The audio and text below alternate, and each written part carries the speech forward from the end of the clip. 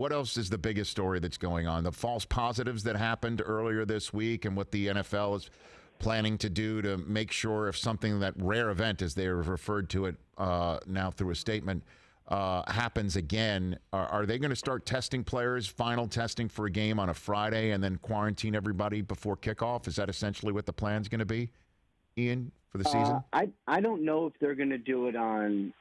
I don't know if they're going to do it on Friday. I know that's been discussed. What I think the biggest takeaway from all of this is something the NFL is going to work with these labs and with BioReference, their testing partner, on, is making sure that let's say Tom Brady is walking into the facility on Sunday morning. He gets there at 9:30 or something. We show him rolling through the stadium with his cool, stupid vest or whatever, and then he gets a health check and his temperature's over, and then they test him and he's positive. Okay, well, there's going to be a test. There's a saliva test now that can have results in a matter of hours. There's also some other point-of-care tests that can have results faster than that.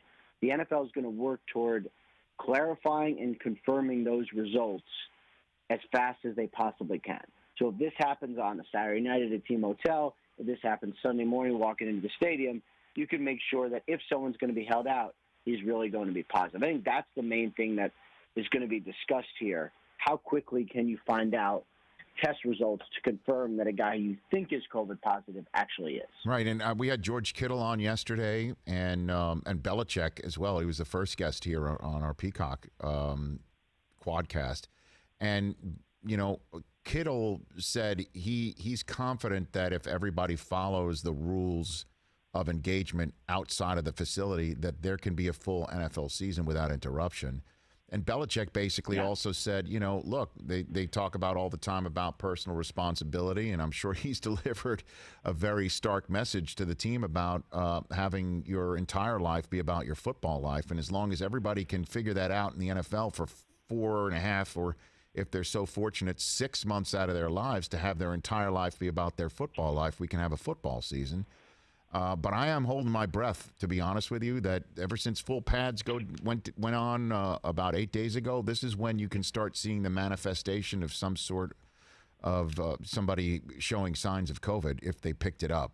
I'm kind of getting if we can get through this week, with the same results that we heard. Dr. Alan Sills said yesterday, the chief medical officer, between the 12th and the 20th, no COVID positive tests at all. Is this the general sense you're hearing from everybody in the NFL about the season?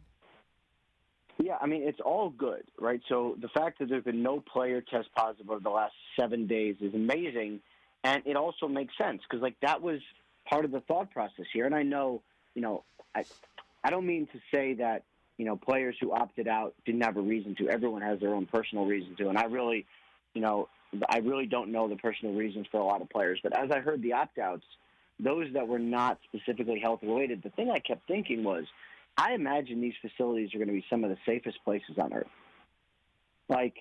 You're tested all the time.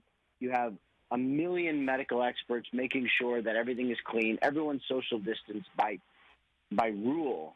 I mean, it is insanely safe. So I think that is one thing that's going to keep the NFL on the field. But Rich, I would say my main thing is, yes, we're going to start. I think it's all going to be good. The issue to me is, let's say you have a 2-6 team, and the coach is on his way out, and things are going bad. Do guys just start going out and say screw it? And then if that team, if someone has a positive test because they kind of somehow don't show up in a pregame screening, does that person then play an undefeated team, and then you have a real problem?